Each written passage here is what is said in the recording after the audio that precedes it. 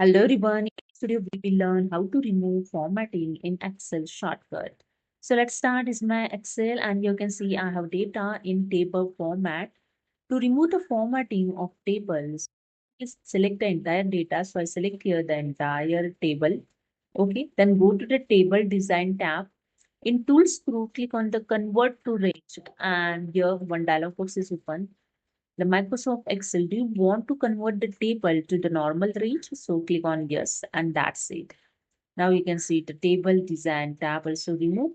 With this, the data is converted in normal range. Okay. I use here the Control Z to undo the action. Again, table design tab showing and data is converted in table. Okay. Now I show you the shortcut key to remove the table formatting. Okay. Simply press the Control A to select the entire data. Okay. Then press the Alt JTG. That's it. You can see the same dialog box is open. Do you want to convert the table to the normal range? Yes. And that's it. You can see the data is converted in normal range to remove the table.